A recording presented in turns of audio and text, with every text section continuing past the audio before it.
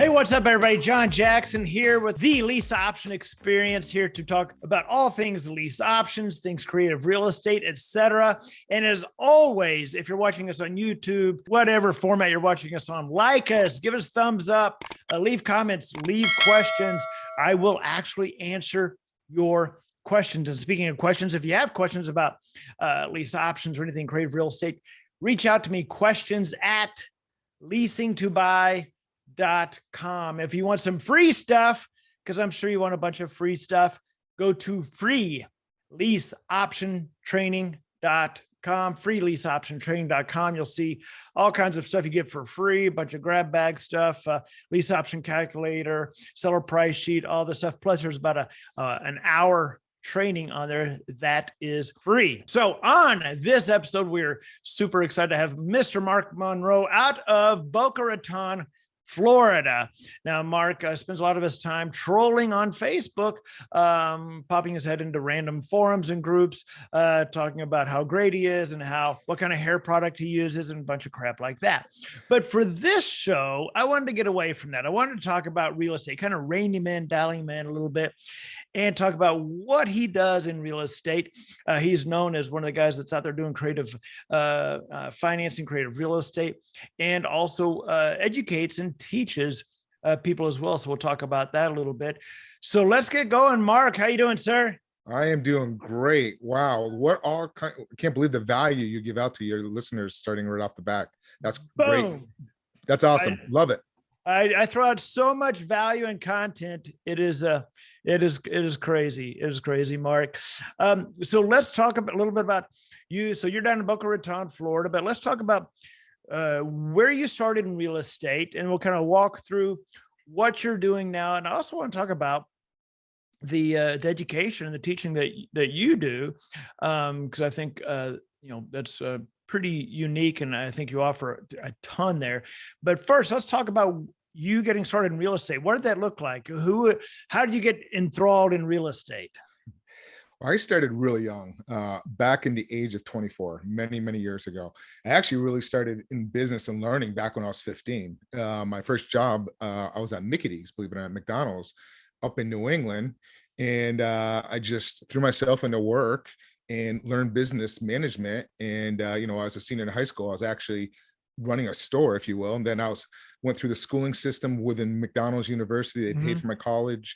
And then I was actually qualified. But then what happened was, after being there for about 10 years, I was transferring from New England down to the Washington, Baltimore, DC area. And I was going to be in charge of several stores down in that area. However, once you're with McKitty's for approximately 10 years, you get 2 months paid vacation plus you're already 5 weeks. So I started dabbling a little bit in real estate investing back in the day. And I wanted to educate myself more. So I took a loan origination course at that time. The gentleman liked me. The instructor said, "Hey, why don't you come work for me?" So I ended up working for him and pretty much never looked back. So I was with him for about a year and a half, met a couple partners from there. Since I knew business, we left that, went into our own business, and we blew that up to 107 loan officers in the Washington, Baltimore, DC area. So that's how I really got into it. And what time frame was that you were blowing up? That was in the 90s, mid to late 90s. That's really where that started. And I started doing a little dabbling investing. Some of my clients were investors, so I started learning different techniques and different businesses through these clients of mine. And that's really how I learned a lot of it. And then I sold my portion off, and that's what brought me down to Florida in the late 90s. And then that's when I started to do some lease options. I started doing it kind of just as myself and one processor. I was a mortgage broker. And what I was doing is, back then, the houses were sitting on the market probably 4 to 8 months. Homes weren't moving very fast. And so these people were like trying to sell their homes. They have a new home construction. They bought a new home and they had a construction, so they can't sell their current home, or they're moving. So I'd go in and say, "Hey, you know what? I'll buy your property on a rent to own," because a lot of people don't know what a lease option is. So you have to explain it to them what a rent to own is. So then I would go in and say, "All right, I'll buy your home on a rent to own." And they'd be like, "Well, I need my money to go buy another property." So this is what I'll do. I'll say, "Okay, this is what we'll do." Is the interest rates at that time were like 7.5%. I would refinance the home like at 85% loan to value, pull the cash out, use the money to buy a new home, and then I would step in and make the payments on their behalf using a lease option strategy. That's what I used to do. So on one lead, I was making money in a refinance. Yep. Then I would go, oh, by the way, your new home, I want to do that loan. Then I would go put a tenant buyer into the property and get an option consideration fee down. So on one lead and one deal like that, I was getting over $20,000 just off of that one deal back in the day. So that's how I really started out. Is it different now with regulation and laws where you as a loan officer, I don't want to say, I would say entangled, but that's what Jada Pinkett Smith gets into, is an entanglement. But if you're working with a seller for a cash out refi, I mean, but then yet you're looking to, and again, this is nowadays, but then you say, hey, but then I can, whatever, take over your payments. You do this, whatever, on your current house, would RESPA or would you be able to do that? That's a great question. I would just stay away from it, quite frankly. It's just because there's so many regulations that got put into place. But I mean, you're talking the late 90s, early 2000s. Yeah. It was so easy. And then a lot of people over the years have ruined the strategy. So there's been a lot of regulations put in place, which regulations are good, but I wouldn't recommend doing that now. I just work with a loan officer, and which I do. Just send them the business and they send me, clients back in return. So, but that's how I started back then. It was pretty easy. It was great. I helped people out, out of the situation. Again, you just listen, and if you can solve the problem, that's really what it comes down to. And always do the right thing. That's really the bottom line. It's just always do the right thing. So you were doing lease options way back then in the 90s and the 2000s. And then did that then evolve and transition into more creative things like seller finance? Yeah, then I was starting to do seller financing. That was probably the next phase I went into. I was doing a sandwich lease option for quite some time. I just love the passive income. I started doing that, and then I did do some assignments. I still do some lease options assignments if there's no monthly cash flow on it, right. And I just there's no sense of staying in the middle. Just assign it to your end buyer. And tenant buyer, if you will. So I'm sorry, what was that? How I got into how you did, how that, no, as it's progresses. So we're going down the timeline here. So lease option, mortgage, loan officer, then into lease options, and how does that progress into creative financing as far as seller finance, wrap notes, et cetera? So I was doing that for quite a few years, and then the boom started taking off in around 2004. Before the major crash. So lease options were a little challenging back then because people were just putting the homes on the market and they're just moving quickly, almost like today's market. So then at that time, I started dabbling a little bit in the fix and flips before I really got into the seller financing. And then I got recruited from a national lender in the secondary, and they wanted me to work their whole East Coast from North Carolina to Florida to buy the subprime mortgage paper from the banks. So I got into that for a few years. I went back into the corporate world and just traveled, enjoyed that for some time. But while I was doing that, I was still buying some properties on the side, doing some lease options. But the market was hot, so I took a step back during that time a little bit. And then when the market crashed, we all kind of had to reinvent ourselves, if you will, during that time period. Yeah. So and then at that time, I shifted into doing a loan modification company. And what made us different with everybody else is we actually hired mortgage underwriters that were doing all the back end. And then I don't remember if you remember Linton Loans. Linton Loans approached us, and we actually started helping them to underwrite their files while they were doing the loan modifications back in the day. So we had two different divisions, a retail and a wholesale. And then in Florida, the laws changed where you had to be an attorney to be able to do that work. So we sold that business off to a law firm. We had 81 employees in that business. And then during that time, I was started doing a lot of different, creative real estate investing, seller financing. I didn't do sub twos until probably, I would say, the mid, 2014-ish, maybe. Yeah. That's when that's kind of when I started doing a little bit of that. But prior to that, I did do some contracts for deeds or land contracts. Yeah. Yeah. So, which is interesting. Literally right before this, we started recording this.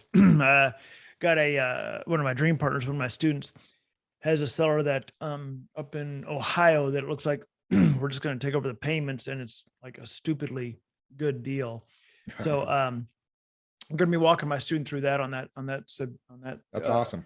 sub two. I don't do a lot of sub two. Done just a very I don't few, either. very few. I like nothing against them. It's just a matter of that's not the avatar of seller that I target. Yep. So now let's talk about over the last 2, 3, 4 years. What have you've been talking about more of like land development that you're doing? Is that right? Yeah, really I've shifted into land development, but I still do a lot. I really like the niche of buying properties, seller financing free and clear.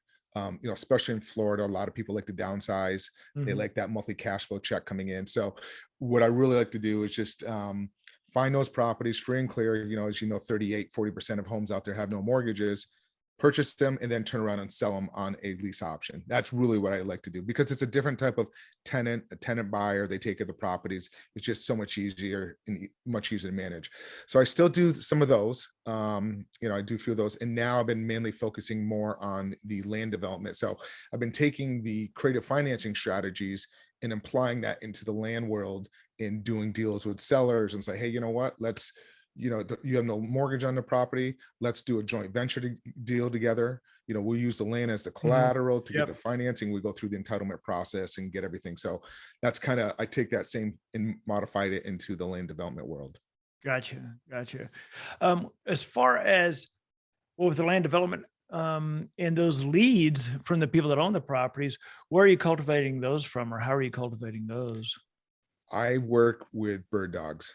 Gotcha. A lot of bird dogs. I have probably about 450 bird dogs out there, just kind of bring deals from all over the place. And it's just easier marketing. And we just kind of do joint venture deals together. In order to keep track of that many bird dogs, you don't just, use a yellow legal pad. You've got to have a system in place to keep track of those bird dogs. And there's a few different systems and programs out there, from Easy RAI Tools that has I think a phenomenal tool that you can use for bird dogs, Deal Maker, so many different platforms. How do you keep track of that many bird dogs? I had Podio custom built out for my business. So, and I treat bird dogs just like a seller lead. I'll put it in there, do the same sequences, if you will. I'll touch base with them. The bird dogs are technically my clients. That's how I look at it. Yeah. And when you do that, are the bird dogs able to see where they are in the pipeline? They can.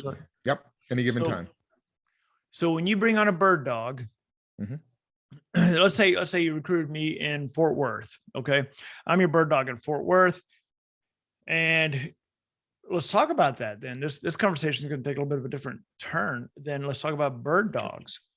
Because one of the things I've taught before is how to treat bird dogs as a business, right? Some different ways to set them up as a business, and why the whole thing fails, and then how to fix that setting up as a business. So let's talk about that. I come on as a bird dog. Okay. Yep. I want to work for you. I want to be your bird dog. I'm a JV with you. What's the very first thing you do with me as a bird dog? I assume there's going to be initial training of, hey, go watch this video. Here's what I'm looking for. Yes, correct. You hit the nail on the head. So when it comes in, we put them into our database. I treat my bird dog just like a seller lead. They're considered a lead. I teach them what to look for, where to find deals first. That's the first thing. And there's different type of bird dogs. Some bird dogs are just refer deals, and then some bird dogs want to learn the business. So each one of them, and depending on what they're doing within it, that's the percentage that they'll get part of the deal. If they're just sending a lead over, they may get one thing. If they're doing more, it's the same approach. So yeah, we'll train them. The main thing is what to look for, where the properties are, and what kind of properties to look for, and how to talk to the seller, and then kind of bring the deal in, and then we can talk about it and we look at it. If it's just somebody just referring a lead over to me, they go to my website, they plug the information in, it comes right into my system. From there, my system shows it's a new lead. My team, my VA will take it, he'll run with it, he'll pull the comps, he'll sit there and do a deal analysis, he'll reach out to the JV and find out, is the JV talking to the seller, or are we going to talk to the seller? If we're going to talk to the seller, then my VA will reach out, talk to the seller, find out if they're really motivated, find out what their issues and how we solve it. And if it's a true motivated lead, they'll set it up on my calendar. on my Google Calendar, it'll pop up in there and they'll schedule it. If it's not a true lead, because sometimes bird dogs will say, oh, here's a house for sale. Here's a house for sale. You know what I mean? And there's always, so they're wasting time. So my VA will kind of screen that out in the beginning. And so it comes in and then I will jump on the phone and just talk to them, but all that information's already done. We already found out what needs to be done to it. And so I'm on the phone probably 15 minutes to a half hour talking to the seller and just trying to get the deal. Or I will work with the bird dog and say, all right, this is how we got to approach it. This is how you have to talk to them. This is going through the process and how you need to speak to them. Or they'll listen to me the first time, talk to them and pitch. We'll do it together on the phone. So, and then we kind of just, and then they graduate and take it off from that way. So usually, depending on the bird dog or JV, we usually do, you know, about 10 deals before they go on their own. Or people just refer deals, like, you know, for an example, trashmen. Trashmen are really good because they know the neighborhood. They know what homes are empty, you know. When you have, say, a trashmen that are your bird dogs, whatever, you know, deal finders, are you setting them up with a log or a link to your site and they're in the system or what? I give them a choice. They can take a screenshot like on Zillow and just send it in into an email just for leads coming in, and then my VA will take it from there. Or if they want to be more involved and they want to get paid more, then they would go to the website, get the information, put all the information in, and it comes right in a Podio. So we have more information. So that's kind of how that works. That system works. I like the fact they can track their lead through the system. So, because one of the biggest things about bird dogs, one of the reasons for them imploding is because one, they, you know, they feel like they're doing all this work, getting all these leads, and a month later, they literally have nothing to show for it, right? Like they don't even know where their leads are you even working the leads, what's going on, et cetera. But you got to communicate with them too. Yeah. Reach back out, let them know what's going on, go through it, spend some time and talk to them a little bit. And then they feel that you're more involved in what they're doing. So they can log right in and see all the notes come. They can only read, they can't monitor right. Yeah. But they can see exactly. And once they start getting a little taste of that money, they keep referring. Like I had one guy referred 14 deals last year. We actually closed 14 deals. I'm sorry, referred more than that. And what he does is he drives people to the doctor's office, the pharmacies, the grocery stores, and he's always talking to people, and these people need to downsize or whatever. In 14 deals he's referred, and he I think he generated roughly about $38,000 in just bird dog fees last year. Yeah. Well, that's phenomenal. Now, yeah, I mean, Uber drivers are a great, 100%. and I tell people, look, I can show you how to set up bird dogs as a business, but if you get 5 or 6, even 8 Uber drivers, you will find that you have more leads than you could possibly handle from just that many drivers, you know? Yep, 100%. The other ones that work really, really well, and this is kind of, I hate to say it, hospice nurses. Yeah. It's called pre-probate. I get a lot of leads that way. Yeah. Yeah. That's really well. And then also funeral home directors. Yeah. I thought it'd be a great idea to get a truck, you know, like a box truck, have a big sign that says, "We buy houses, sorry about loss, we buy houses," and park it just by a funeral home, you know? Yeah. They're going there anyway, you know? Well, I mean, a lot of times, you know, I just did one where it was up in New England and the children don't live there. And this house needed work.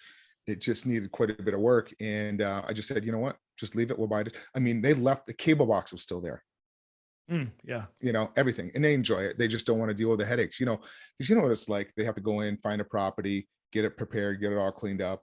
That's usually on the seller financing. Yeah, exactly. Yeah.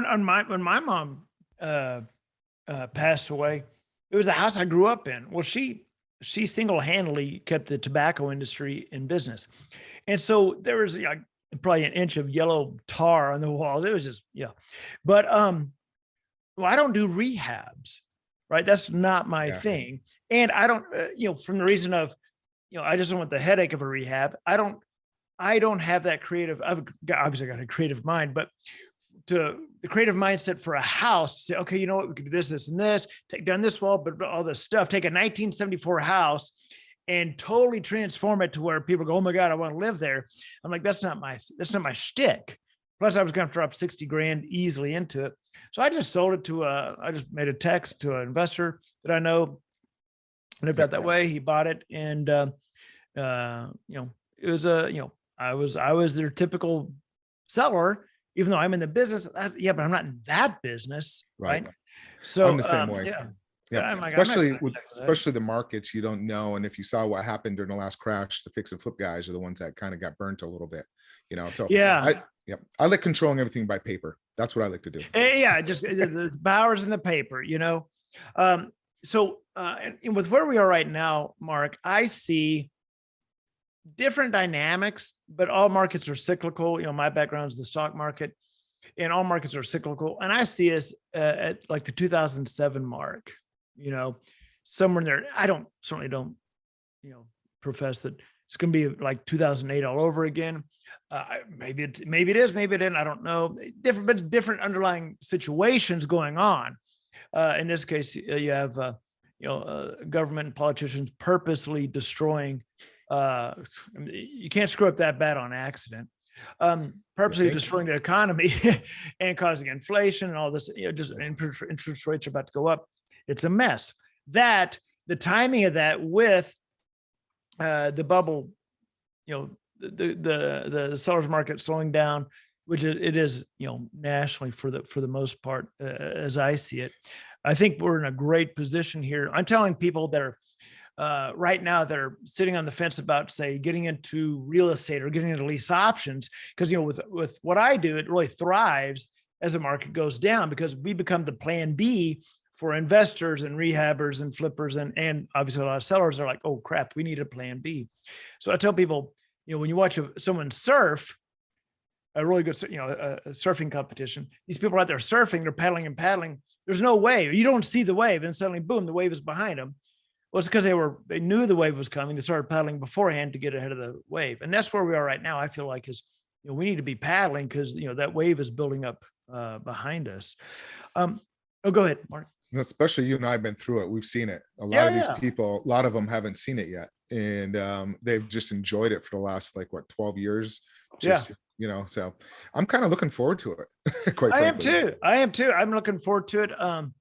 As these sellers need. Well, heck, I mean, we've got someone right now that a student right now literally just started with me, and we got a seller with a nice house up in Ohio. He's like, just take it. I got to move.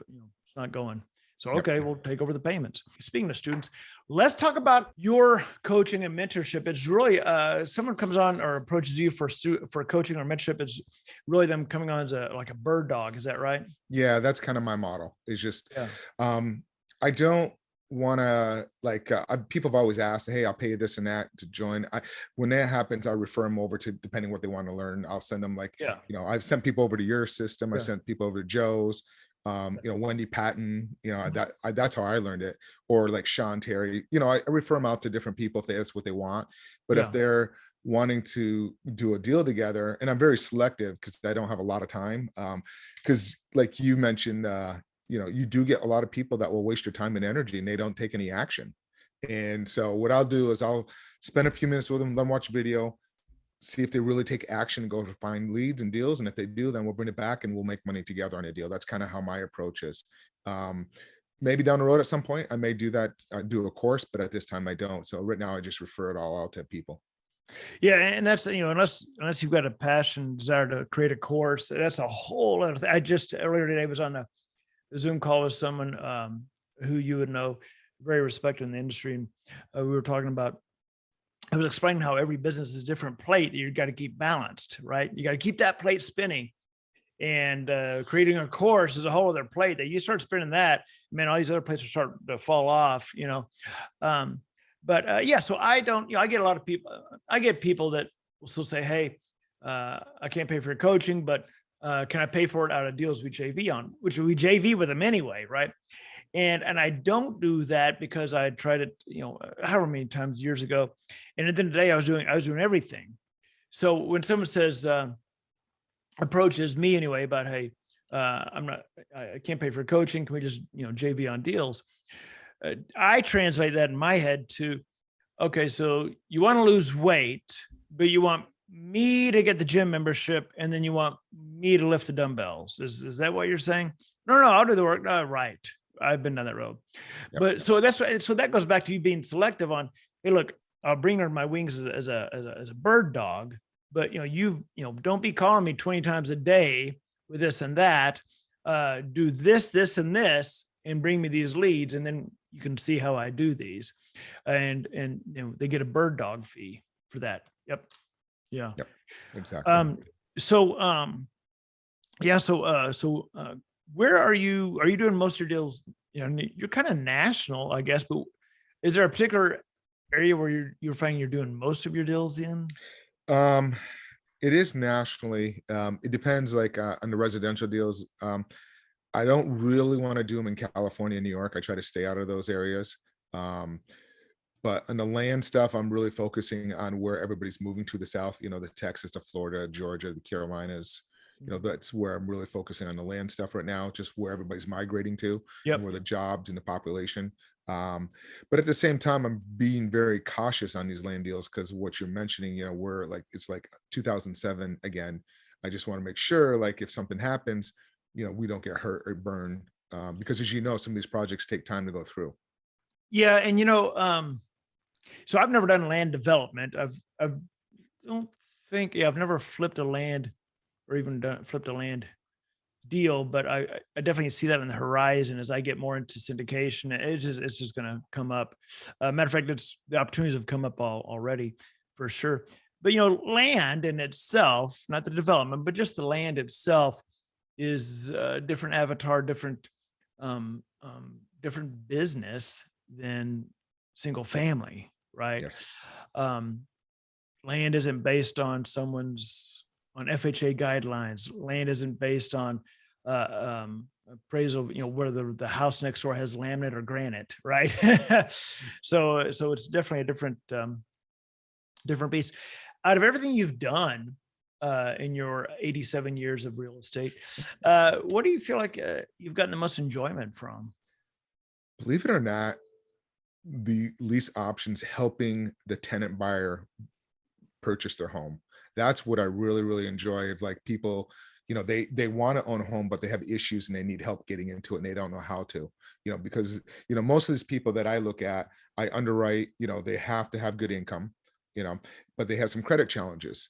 And I usually will do mine like on a 3-year term because it takes roughly about 15, 18, 24 months for them to get the credit and lined up so they can purchase the property. That's probably where I really enjoy. And then the other part of it is I enjoy is like right now the land development. I love a lot of moving parts and complicated and things that are Mm, complicated. So it makes my mind work a lot more. And I enjoy that. yeah. Um, Yeah, because you've got city, you've got county, you've got code.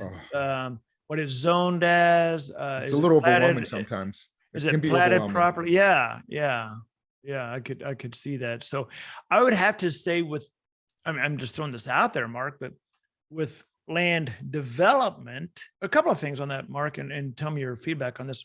One, you have to be patient, and two, you can't need a paycheck. So land development is definitely not something that someone needs to go into if they're like, I need a financial Hail Mary. No, this is like a baby. You're raising this baby, you're crafting, you're nurturing it, blah, blah, blah, and you're building it and watching it grow. And then, in whatever that is, 6, 8 months, a year, whatever that time frame is, oh, okay, now it's, now we can recoup or get some Yep. financial reward out of it. Yep, exactly. So how I tend to take land development on is almost like the same role as you're doing syndication. You bring a Mhm. team together. I manage a team, put the deal together, and then I have players underneath that handle it all. Like I have somebody that worked for one of the city zoning departments for Oh, many okay. years, so he handles all that. Um, then I have other people like when deals come in. So you just put together the same team. You also put together, the syndication guys to take down some of the deals. So it's the same thing. You're just kind of overseeing the project, if you will. Yep. Yep. Um, well, I tell you what, so Mark, where can people find you if they want to work with you, be one of your bird dogs, and where can they find you? Sure. I have the Facebook group. That's probably where I'm active. That there is called Creative Real Estate Investing. Creative real estate investing. Yeah, Okay. Creative Real Estate Investing. Also YouTube. channel, Creative Real Estate Investing. And I actually, May 1st, I have a book coming out called Creative Real Estate Investing. And that's going to have all different creative strategies in the book. And one of them is going to be the lease option strategy. So that's coming out May 1st. Oh, wow. Okay. Yep. And then I also am part of a group called Real Estate Power Play podcast. Okay. Sure. So on that book, is that going to be something you can get on Amazon? Is it going to be an ebook, or is it? Yeah, okay. It's going to be on Amazon. Yeah, okay. Amazon, and that's where we'll start with from there. Yeah. Is that self-published, or is that Amazon published? It's going to be Amazon published. Okay. Yep. Gotcha. Yep. So it's just like you said, you don't have all this time and energy putting courses together and all that. And I actually put this together, and I'm like, all right, I started going through the process, but we'll see. But yeah, I'm definitely out there to help anybody. And like I said, if people, your stuff is great, especially in Texas. I highly recommend people over to your courses. Yeah, I'm shocked that here we are, 2022.